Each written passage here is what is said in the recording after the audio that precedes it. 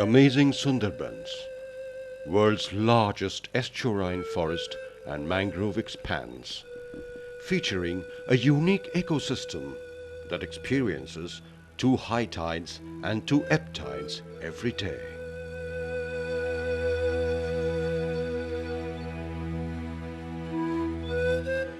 A system that supports several unique species of life.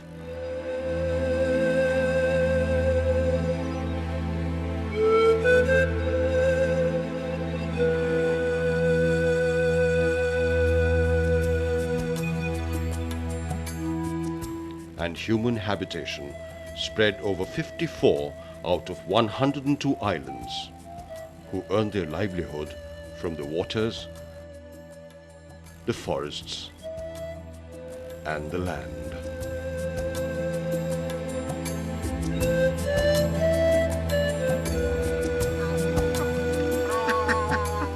Despite all its natural wealth and its importance in regional and planetary ecology, the Sundarbans is a fragile and very vulnerable ecosystem, prone to increasingly intense real-life threats. This has earned the Sundarbans the anxious title of Desperate Delta.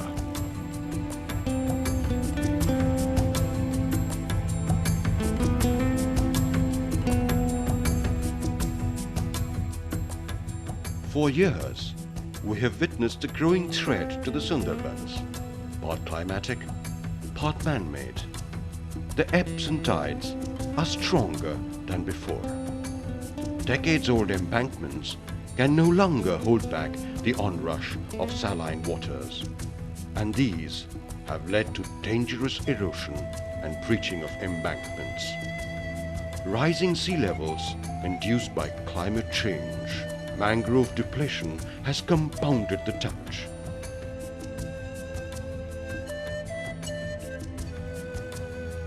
And the constant struggle for livelihood of local people indulges them to unsustainable means.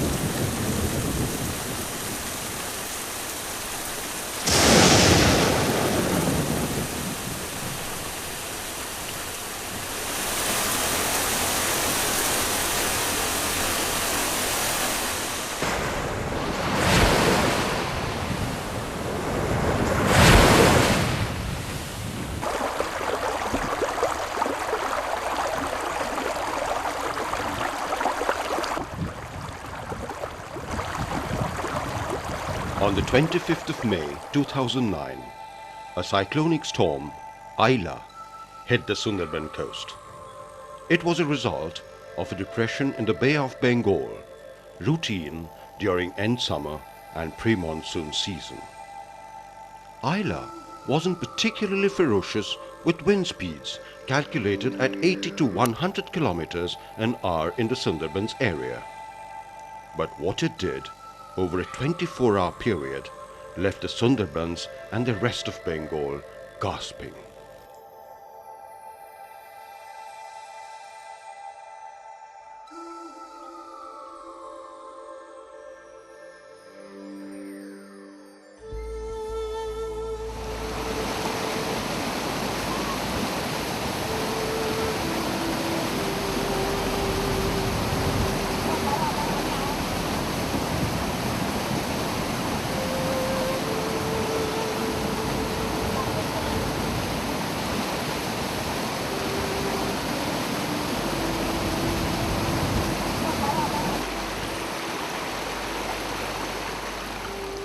damage was nothing short of phenomenal, and despite meteorological warnings, it caught everyone unprepared.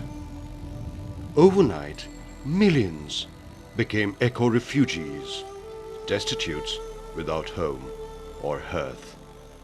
Thousands of homes were obliterated. Thousands of people and livestock perished.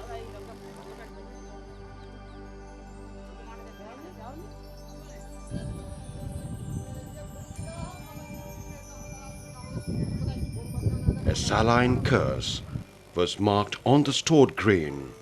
Fields full of betel leaf, crops and vegetables destroyed as saline waters flooded them, and freshwater ponds and rainwater reservoirs with not even drinking water.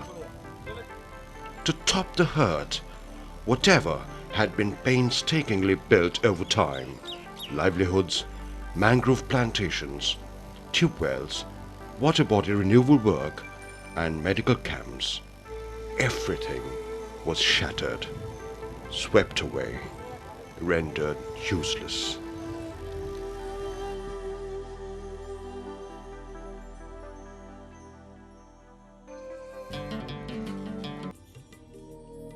Now we know, and the world knows, even the skeptics grudgingly admit it, that climate change is real and is irreversible. We cannot arrest its advance, but we can adapt. We can be prepared. We need to build and rebuild the embankments, make them stronger with built-in safeguards.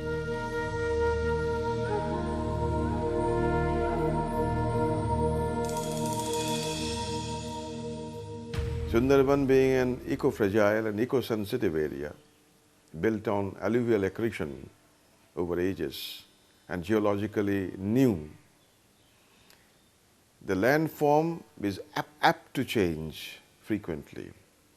So I must say that there should not be any constructions like concrete embankments. And there are speculations about trying different technologies, like using geotubes. But the material of which these geotubes are made is polyamide or polyethylene and other petrochemical derivatives. And their eco-compatibility is questionable.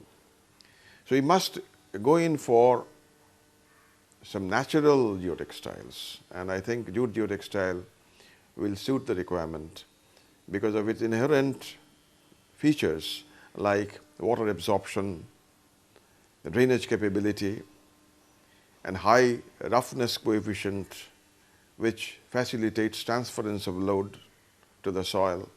Regarding the way it is being repaired now, the bunds, mostly by villagers, they are just putting up some soil lumps, and there is no compaction, there is no consolidation as such. So these are all vulnerable. We have experienced again how mangroves have protected the embankments, and in its absence, they have been flattened. We need to implement disaster mitigation schemes, build cyclone shelters, establish secure grain banks, create freshwater storage systems, distribute medical kits. Now see, in Aila, the effect started from Bay of Bengal, but it did not do any damage to Sundarban mangrove system.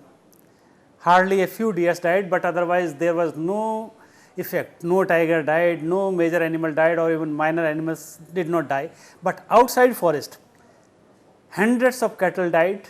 Now in this situation, we know that mangrove is very, very important. Had mangrove not been there, maybe the impact will be much more. So the best method for this will be not to erect embankments just on the river bed. It should be little away from the bank, and in the meantime there should be some mangrove plantations. Wherever there were mangrove plantations, there was little damage. Wherever the embankment was on the river, even if that was fully pakka construction, there was lot of damage. We need to revitalize the livelihood of human communities. We need to build homes for the homeless. এখন যখন আমরা reconstruction করব তখন আমরা আবার একটু অন্যভাবে চিন্তা ভাবনা করছি কী করে ভবিষ্যতে এই ধরনের যদি ডিজাস্টার হয় সেটাকে অ্যাভয়েড করা যায়। তার জন্য এবারে বিল্ডিংগুলোকে আমরা চিন্তা করছি যে একটু উঁচু করে বানানো, যাতে যে অন্তত 10-12 ফুট জল হলেও সেই যাতে বিল্ডিংয়ের সেরকম কোনো ক্ষতি না হয়। In housing, house is a product, and housing is the total process. You need to provide infrastructure, services, community facilities, so that a housing can grow, a community can grow. And overwhelmingly, we must establish awareness at all levels, inspire and motivate community participation through ownership of various actions. There is a need for a lot of work.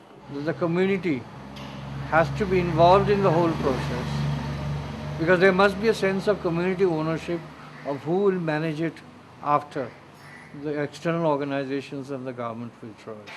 Any donor agency which tries to come in with funding has to come with an open mind. Sundarban's vulnerability is of a total different dimension. It's a permanent vulnerability. It's a vulnerability which is not, a cyclone once in 6-8 years or 10 years like Orissa. It's not a vulnerability where you have a major tsunami after 20-30 years.